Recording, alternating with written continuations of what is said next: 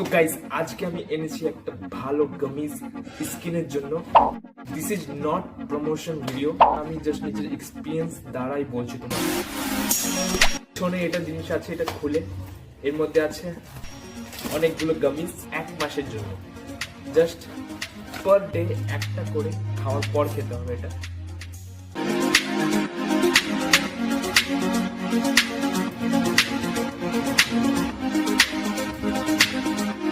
Like করো, subscribe করো, চলো।